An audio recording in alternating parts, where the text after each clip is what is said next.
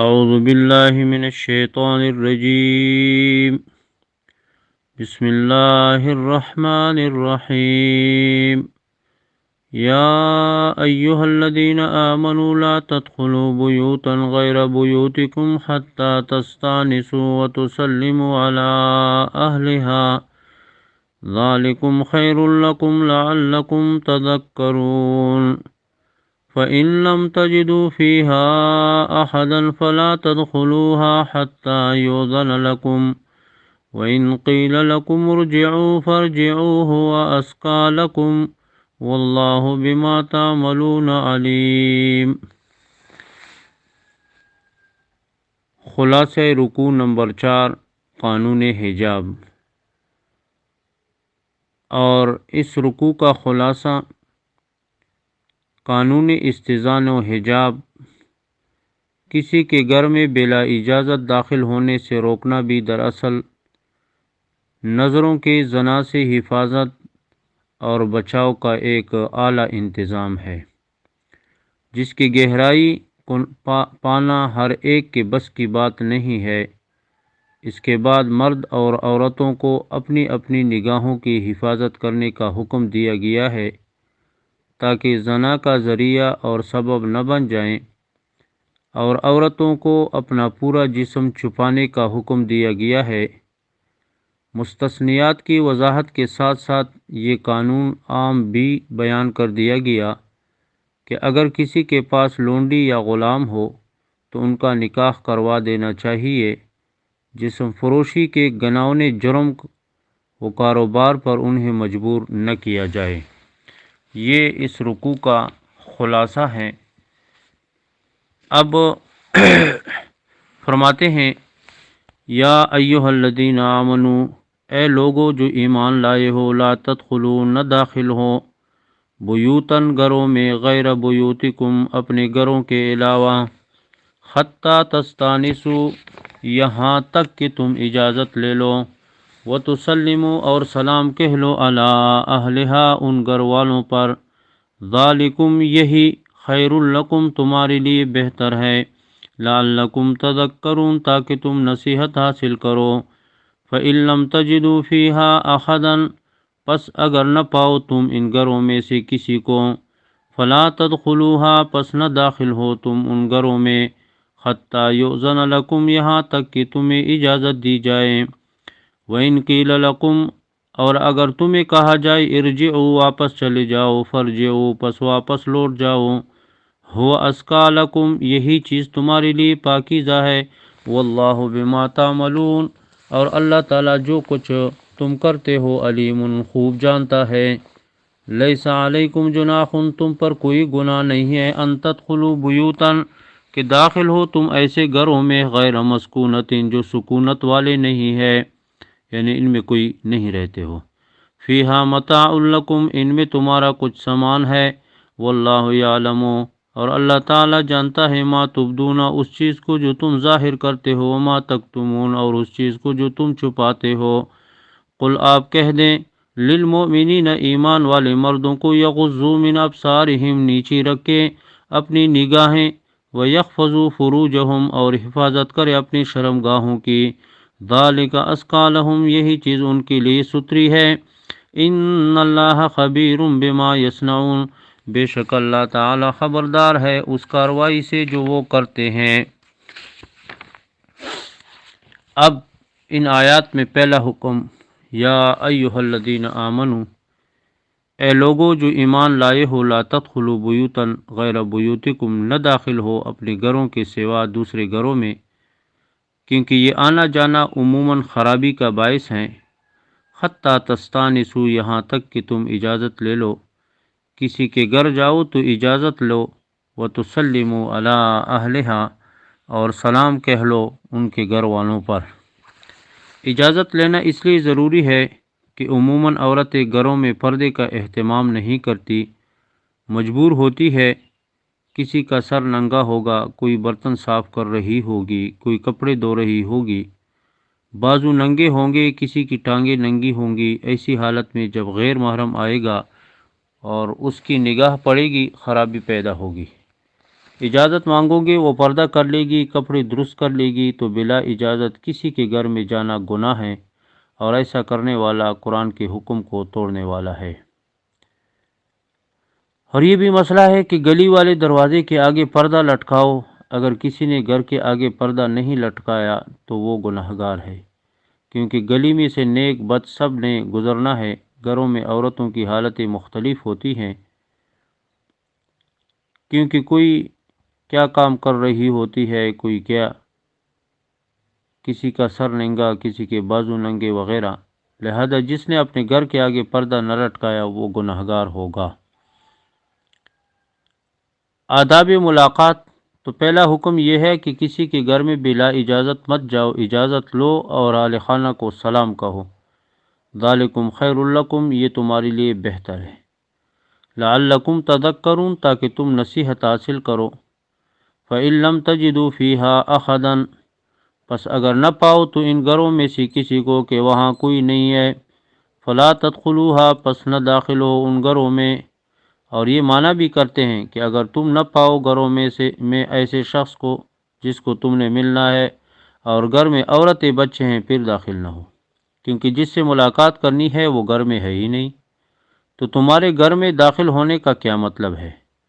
تو فرمایا گھروں میں داخل ہو حتی یؤذن لکم، یہاں تک کہ تمہیں اجازت دی جائے، کیونکہ بعض دفعہ ملاقاتی دور سے آتے ہیں، انہوں نے لازمی ملنا ہوتا ہے، لہذا گھر کے افراد اگر تمہیں اجازت دے دیں، بیٹھک میں بٹھا دیں تو بیٹھک میں بیٹھ جاؤ، لیکن اندر عورتیں ہیں، بچے ہیں، وہاں تمہیں جانے کی اجازت نہیں ہے۔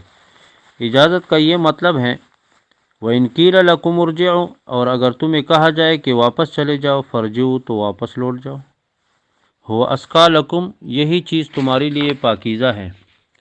بسا اوقات ایسا ہوتا ہے کہ آپ جس کی ملاقات کے لیے گئے ہوں وہ سویا ہوا ہے، آرام کر رہا ہے، اور آپ کہتے ہیں کہ اس کو اٹھاؤ۔ عربی کا مشہور مقولہ ہے صاحب الغرض مجنون، غرض مند آدمی جو ہوتا ہے وہ دیوانہ ہوتا ہے، اس کو اپنے کام سے سروکار ہوتا ہے، دوسرے کے مصروفیات کا یا کوئی فکر نہیں ہوتی ہے، اس کے سامنے صرف اپنی حاجت ہی ہوتی ہے۔ ایسا نہیں کرنا چاہیے، کیونکہ وہ آرام کر رہا ہے، معلوم نہیں وہ کتنا تکا ماندہ آیا ہے، اور آرام کرنا جسم کا حق ہے۔ حدیث پاک میں آتا ہے ان لنفسک علیک حق ولعینک علیک حق ولزوجک علیک حق، بے شک آپ کے بدن کا بھی آپ پر حق ہے، اور آپ کی آنکھوں کا بھی آپ پر حق ہے، اور آپ کی بیوی کا بھی آپ پر حق ہے۔ اگر بدن کی صحت کا خیال نہیں رکھو گے تو بیمار ہونا تو اپنی جگہ رہے ہی، ساتھ گناہگار بھی ہو جاؤ گے۔ اس لیے گناہگار ہوگے کہ تم نے رب تعالیٰ کی امانت کی حفاظت نہیں کی۔ یہ وجود اللہ تعالیٰ کی امانت ہے، اپنا نہیں ہے۔ اگر اپنا ہوتا تو خودکشی جائز ہوتی، لیکن خودکشی حرام ہے۔ اور یاد رکھنا، جب سڑک سے گزرے تو احتیاط کے ساتھ گزرو، بدن کی حفاظت کرو۔ اگر بے احتیاطی کے ساتھ گزرو گے تو جان الگ ضائع ہوگی اور گناہ الگ ہوگا، اس لیے کہ تم نے رب تعالیٰ کی امانت کی حفاظت نہیں کی۔ اس لیے علامہ آلوسی رحمۃ اللہ علیہ روح المعانی والے کہ اسراف کا ایک معنی ہے کہ بندہ حد سے زیادہ کھائے، اور ایک معنی یہ بھی ہے کہ ضرورت سے کم کھائے، کہ جس سے صحت برقرار نہ رہ سکے۔ یہ بھی ولا تسرفو کی مد میں ہے۔ ولا تسرفو کی مد میں لکھتے ہیں کہ اتنا کم کھاتا ہے کہ صحت برقرار نہیں رہتی، یعنی کمی چیزیں کھاتا ہے کہ صحت برقرار نہیں رہتی، تو یہ بھی گناہ ہے، کیونکہ جب ٹھیک نہیں ہوگی صحت تو نماز کیسے پڑھو گے، روزہ کیسے رکھو گے، کمائی کیسے کرو گے، گھر والوں کی خدمت کیسے کرو گے۔ مذہب اسلام عین فطرت کے مطابق ہے، تو فرمایا کہ اگر تمہیں کہا جائے کہ واپس چلے جاؤ تو واپس چلے جاؤ، یہ بات تمہارے لیے پاکیزہ ہے۔ واللہ بما تعملون علیم، اور اللہ تعالیٰ جو کچھ تم کرتے ہو جانتا ہے۔ لیس علیکم جناح، نہیں ہے تم پر کوئی گناہ، ان تدخلوا بیوتا، یہ کہ داخل ہو تم ایسے گھروں میں غیر مسکونت، جو سکونت والے نہیں ہیں، جہاں عورتیں وغیرہ نہیں ہیں، مسافر خانہ ہے، مسجد ہے، ہوٹل ہے وغیرہ، ایسے گھروں میں تمہیں داخل ہونے کی اجازت ہے۔ فیہا متاع لکم، اس میں تمہارا سامان ہو۔ مسجد، مسافر خانہ میں آنے کے لیے اجازت کی ضرورت نہیں ہے۔ ہاسٹل ہے، چند ساتھی کمرے میں رہتے ہیں، وہاں تمہارا سامان ہے تو تمہیں اجازت لینے کی ضرورت نہیں ہے۔ واللہ یعلم ما تبدون، اور اللہ جانتا ہے جو تم ظاہر کرتے ہو، ما تکتمون، اور جو تم چھپاتے ہو۔ تو پہلا حکم یہ ہوا کہ کسی کے گھر میں بغیر اجازت کے نہ جاؤ، اور اس کی پوری تفصیل بیان ہوئی۔ دوسرا حکم، قل للمؤمنین، آپ کہہ دیں مومن مردوں کو، یغضوا من ابصارہم، وہ نیچی رکھیں اپنی نگاہیں۔ حدیث پاک میں آتا ہے کہ حضرت صلی اللہ علیہ وسلم نے حضرت علی رضی اللہ تعالیٰ عنہ سے فرمایا، یا علی لا تتبع النظرة النظرہ فإن لك الأولى وليست لك الثانیہ، اے علی دوبارہ نہ دیکھو، پہلی دفعہ دیکھنے میں کوئی گناہ نہیں ہے، دوسری دفعہ دیکھنے کی اجازت نہیں ہے۔ مثلا آدمی راستے پر جا رہا ہے تو دیکھے گا، بندہ ہے، گدھا ہے، یا اور کوئی چیز ہے، اس میں عورت پر نگاہ پڑ گئی تو کوئی گناہ نہیں ہے۔ دوبارہ قصداً ارادے سے نگاہ نہیں اٹھانی، یعنی ایک دفعہ تو اچانک نظر پڑ جاتی ہے، لیکن دوسری دفعہ تو پھر قصداً نظر اٹھانا ہوتا ہے، اس کی طرف دیکھنا ہوتا ہے، تو یہ گناہ ہے۔ وَيَحْفَظُوا فُرُوجَهُمْ، پہلی دفعہ اچانک نظر جب پڑ جائیں تو فوراً نظر نیچے رکھیں، نگاہ نیچے رکھیں۔ وَيَحْفَظُوا فُرُوجَهُمْ، اور حفاظت کرے اپنی شرمگاہوں کی، ذَلِكَ أَزْكَىٰ لَهُمْ، یہی چیز ان کے لیے ستری ہے، کیونکہ بدنظری بھی گناہ کا ذریعہ ہے۔ ان اللہ خبیر بما یصنعون، بے شک اللہ تعالیٰ خبردار ہے اس کارروائی سے جو وہ کرتے ہیں۔ اب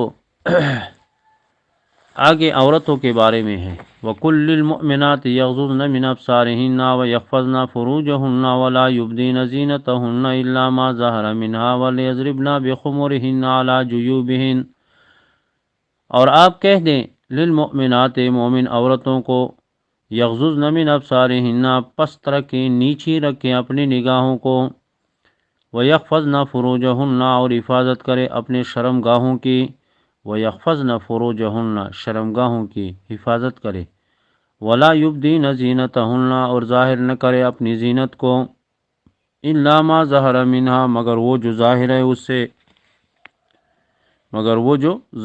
اس سے، وَلْيَضْرِبْنَ، اور چاہیے کہ لٹکائیں، بِخُمُرِهِنَّ، اپنی چادریں، عَلَى جُيُوبِهِنَّ، اپنے گریبانوں پر اپنی چادریں لٹکائیں، سینے کو چھپائیں، وَلَا يُبْدِينَ، اور ظاہر نہ کریں، زِينَتَهُنَّ، اپنی زینت، إِلَّا لِبُعُولَتِهِنَّ، مگر اپنے خاوندوں کے سامنے، او آبائہن، یا اپنے باپوں کے سامنے، او آبائی بولتہن، یا اپنے خاوندوں کے باپوں کے سامنے یعنی سسر، او ابنائہن، یا اپنے بیٹوں کے سامنے، او ابنائی بولتہن، یا اپنے خاوند کے بیٹوں کے سامنے، او یعنی دوسری عورت کے سے جو بیٹے ہوں، او اخوانہن، یا اپنے بھائیوں کے سامنے، او بنی اخوانہن، یا اپنے بھتیجوں کے سامنے، او بنی اخواتہن، یا اپنے بھانجوں کے سامنے، خریان، او نسائہن، یا اپنی مسلمان عورتوں کے سامنے، او ما ملکت ایمانہن، یا وہ جن کے مالک ہیں ان کے داہنے ہاتھ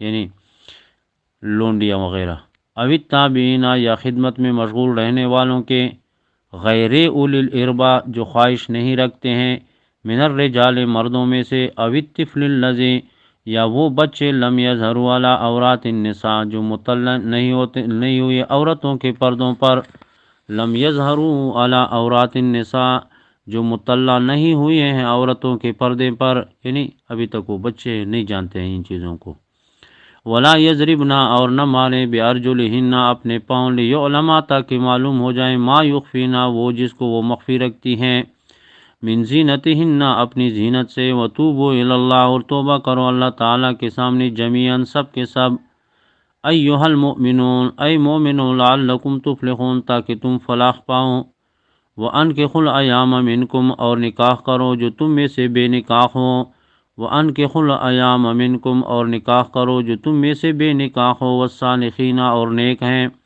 من عبادکم، تمہارے غلاموں میں سے، وإمائکم، اور لونڈیوں میں سے، ان یکونوا فقراء، اگر وہ محتاج ہوں گے، یغنہم اللہ، تو غنی کر دے گا اللہ تعالیٰ ان کو، من فضلی، اپنے فضل سے، واللہ واسع علیم، اور اللہ تعالیٰ بڑی وسعت والا، جاننے والا ہے۔ اب تم نے پڑھا کہ وہ کون سے اسباب اور ذرائع ہیں جو برائی میں مبتلا کرتے ہیں۔ ان میں سے ایک ہے گھروں میں آمد و رفت اور مردوں اور عورتوں کا اختلاط۔ دوسری چیز بد نظری ہے، یہ نظر شیطان کی تیروں میں سے ایک تیر ہے۔ اس کے متعلق اللہ تعالیٰ نے مومنوں کو حکم دیا کہ اپنی نگاہوں کو پست رکھو اور اپنی شرمگاہوں کی حفاظت کرو۔ اس کے متعلق اب عورتوں کا حکم ہے حفاظت نظر، فرمایا وَقُلْ لِلْمُؤْمِنَاتِ، اور آپ کہہ دیں مومن عورتوں کو یغضضن من ابصارہن، پست رکھے اپنی نگاہوں کو، وَيَحْفَظْنَ فُرُوجَهُنَّ، اور حفاظت کرے اپنی شرمگاہوں کی، قصداً اور ارادتاً، بری نیت سے مرد کا عورت کو دیکھنا اور عورت کا مرد کو دیکھنا کبیرہ گناہوں میں سے ہے۔ چلتے چلتے غیر ارادی طور پر نگاہ پڑ جائیں تو اس پر کوئی گرفت نہیں ہے، لیکن قصداً اور ارادتاً دوبارہ دیکھنا اس پر گرفت ہوگی۔ حضرت صلی اللہ علیہ وسلم کی دو بیویاں حضرت ام سلمہ رضی اللہ اور حضرت میمونہ رضی اللہ عنہا آپ کے کمرے میں تھیں۔ نابینا صحابی حضرت عبداللہ بن ام مکتوم نے آ کر دروازہ کھٹکھٹایا، فرمایا کون؟ کہا جی میں ابن ام مکتوم ہوں، کوئی بات کرنی ہے؟ حضرت صلی اللہ علیہ وسلم نے اپنی بیویوں کو فرمایا قوما فاحتجبا، دونوں اٹھو پردے میں ہو جاؤ۔ یہ جانتی تھی آنے والا نابینا ہے۔ کہنے لگے حضرت لیس هو رجل اعمی، کیا یہ شخص اندھا نہیں ہے؟ حضرت صلی اللہ علیہ وسلم نے فرمایا افامیاوان انتما، کیا تم بھی اندھی ہو؟ جاؤ پردے میں چلی جاؤ۔ اس میں آپ نے یہ سبق دیا کہ نہ دیکھنے کا حکم جس طرح مردوں کے لیے ہے اسی طرح عورتوں کے لیے بھی ہے۔ قرآن پاک کا بھی یہی حکم ہے اور رسول اللہ صلی اللہ علیہ وسلم کا بھی یہی حکم ہے کہ مرد اور عورتیں اپنی نگاہیں نیچی رکھیں، وَيَحْفَظْنَ فُرُوجَهُنَّ، اور حفاظت کریں اپنی شرمگاہوں کی، اپنی عفت اور ناموس پر داغ نہ لگنے دیں، وَلَا يُبْدِينَ زِينَتَهُنَّ إِلَّا مَا ظَهَرَ مِنْهَا، اور ظاہر نہ کرے اپنی زینت کو مگر وہ جو ظاہر ہے اس سے۔ مطلب یہ ہے کہ عورت اپنی بناوٹی زیب و زینت یا بناؤ سنگار کو غیر محرموں کے سامنے ظاہر نہ کری، یہ چیزیں فتنے کا باعث بنتی ہیں۔ مگر وہ زینت جو ظاہر ہے، مثلا انگوٹھی پہنی ہوئی ہے، تلے والی جوتی پہنی ہوئی ہے، اب ظاہر بات ہے کہ چلتی ہوئی تلے والی جوتی اور انگوٹھی کو تو نہیں چھپا سکتی۔ اس طرح بعض عورتوں نے نقش و نگار اور بیل بوٹے والی چادریں اوڑھی ہوئی ہوتی ہیں تو وہ ان کو تو نہیں چھپا سکتی، ان کو کہاں جیب میں ڈالیں گی؟ شلوار کے پینچوں پر کڑھائی کی ہوتی ہے، ان میں کوئی حرج نہیں ہے کہ ان کو چھپا نہیں سکتی۔ وَلْيَضْرِبْنَ بِخُمُرِهِنَّ، اور چاہیے کہ لٹکائیں اپنی چادریں۔ خمر خمار کی جمع ہے جس کا معنی دوپٹہ اور چادر ہے۔ لٹکا لے اپنے دوپٹوں کو، چادروں کو، علی جیوبہن، اپنے گریبانوں پر، ان کی چھاتی اور گلے کا کوئی حصہ ننگا نہ ہو۔ اور یہ مسئلہ یاد رکھنا کہ ایسا باریک دوپٹہ جس سے بال نظر آئیں وہ عورتوں کے لیے پہننا صرف حرام ہی نہیں بلکہ قطعاً اور یقیناً اس کے اوڑھنے سے نمازیں بھی نہیں ہوتی۔ اب ایک اہم مسئلہ سمجھ لیجئے، ایسا باریک لباس کہ جس سے بدن نظر آئیں عورت کے لیے پہننا حرام ہے۔ جیسے عورتیں ناخن پالش لگا لیں تو نہ وضو ہوتا ہے نہ نماز۔ ناخن پالش کا مطلب یہ ہے کہ جس کا چمڑا ہوتا ہے، یعنی پانی اندر نہ جائیں۔ ایک تو عام مہندی وغیرہ ہے، یہ نہیں، ناخن پالش جس کا ایک جسہ ہوتا ہے۔ نہ ان کا قرآن پاک کو ہاتھ لگانا جائز ہے۔ اس حالت میں عورتوں نے جتنی نمازیں پڑھی ہیں وہ سب ان کی گردن پر ہے۔ لمبے لمبے ناخنوں کے ساتھ نماز پڑھنا بھی حرام ہے کیونکہ ان کے نیچے میل کوچیل جمع ہو جاتا ہے جس سے ناخنوں کے نیچے والی جگہ تر نہیں ہوتی۔ حالانکہ غسل اور وضو میں نیچے والی جگہ کا تر کرنا فرض ہے۔ تر یعنی یہ بظاہر چھوٹے چھوٹے مسئلے ہیں مگر ان پر نمازیں موقوف ہیں۔ دین موقوف ہے۔ عورت کے ہاتھ کی کلائی وہ بھی جو ہے نا 70 میں شامل ہے۔ عورت کا سر بھی 70 میں شامل ہے۔ اگر قمیص کلائی سے بقدر 2 انگلیاں بھی پیچھے ہوئی تو نماز نہیں ہوگی۔ کان ننگے ہوئے تو پھر بھی نماز نہیں ہوگی۔ سر کے بالوں کا چوتھائی حصہ بھی ننگا ہوا تو نماز قطعا نہیں ہوگی۔ یہ مسائل نہ بھولنا، ایسے نہ ہو کہ ٹکریں بھی مارتی رہو اور نمازی بھی تمہاری گردن پر ہو۔ بہرحال یہ مسائل سمجھیں اور اس کا اہتمام کریں۔ جہالت کا دورہ ہے، لوگ دین سے ناواقف ہے، ان مسائل کا اتنی اشاعت کرو کہ ہر بچی کو معلوم ہونے چاہیے تاکہ تمہاری ہماری گرفت نہ ہو۔ تو فرمایا کہ اپنی چادریں اپنے گریبانوں میں ڈالیں تاکہ گردن کا کوئی حصہ غیر محرم کو نظر نہ آئے۔ ولا یبدین زینتہن، اور ظاہر نہ کرے اپنے بناؤ سنگار کو، الا لبعولتہن، خاوندوں کو، یعنی اپنے خاوندوں کے سامنے زینت کو ظاہر کرے، او آبائہن، یا وہ عورت اپنے باپوں کے سامنے، باپ ہے، دادا ہے، چچا ہے، آبا اجداد سارے اس میں آ گئے، او آبائیں بولتہن، یا اپنے خاوندوں کے باپوں کے سامنے، وہ ان کے لیے باپ کے درجے میں ہے۔ سسر سے چہرہ کس طرح چھپا سکتی ہے، یا وہ زیور جو انہوں نے ڈالیں کس طرح چھپا سکتی ہے، یعنی کیا مطلب کہ سسروں کے سامنے بھی چہرہ کھول سکتی ہے۔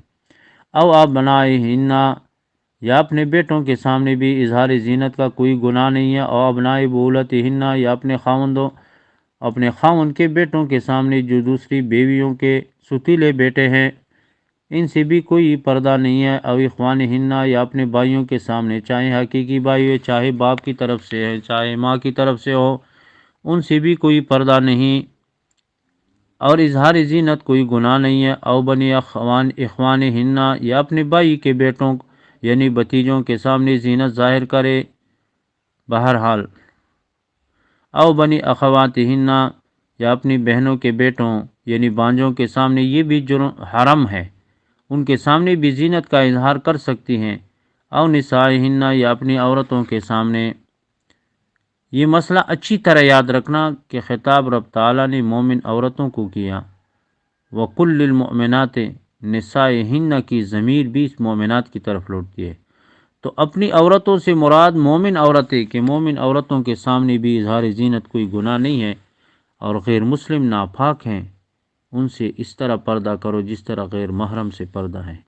گھروں میں جو عیسائی عورتیں آتی ہیں ان سے پردہ کرنا ہے، ان کے سامنے زینت کا اظہار نہیں کر سکتی، ان کے سامنے مومن عورتیں سر ننگا نہیں کر سکتی، بازو ننگے نہیں کر سکتے۔ او ما ملکت ایمانہن، یا وہ جن کے مالک ہیں ان کے دائیں ہاتھ۔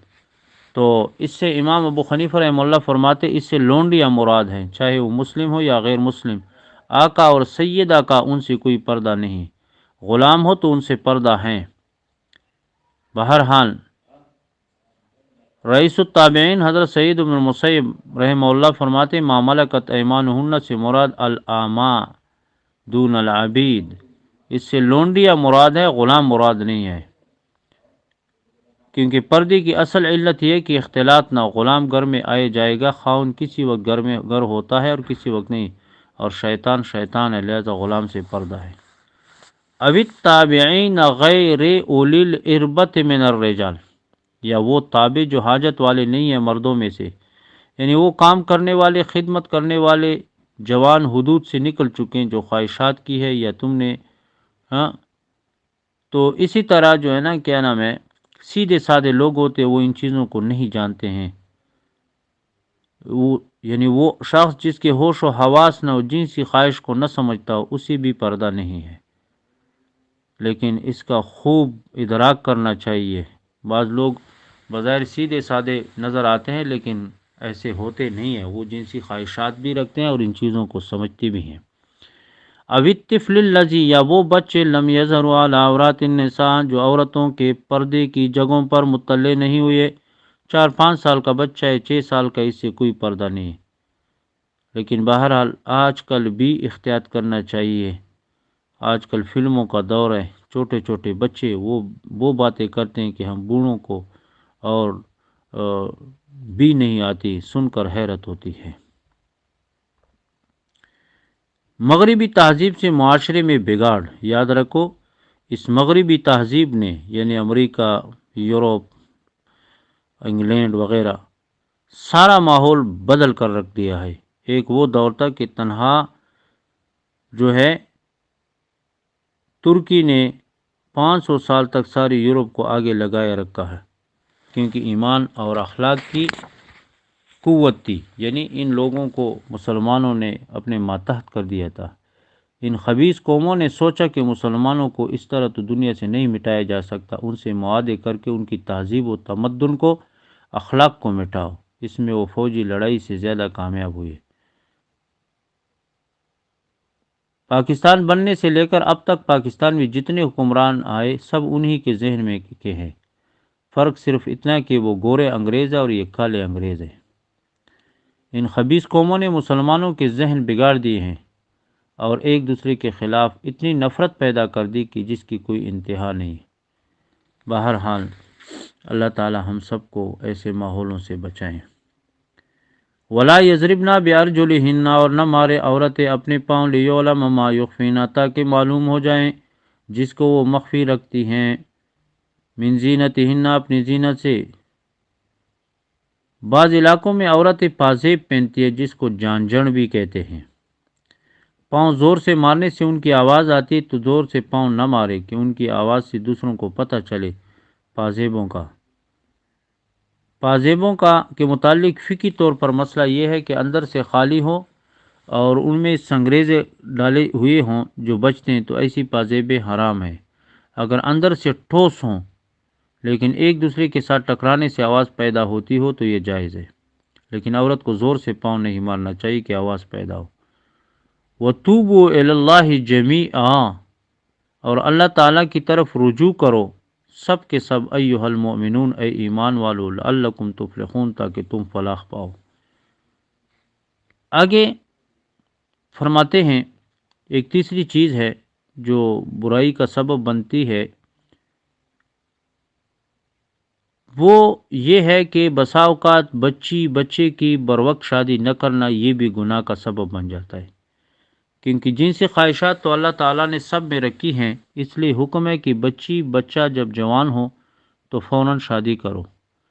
بعض علاقے اس سلسلے میں بہت اچھے ہیں کہ 14-15 سال سے اوپر لڑکی لڑکے کو نہیں جانے دیتے، لیکن بہرحال بعض علاقوں میں یہ بیماری ہے کہ 35 سال ہو جاتے ہیں اور وہ گھر میں بیٹھے ہوتے ہیں۔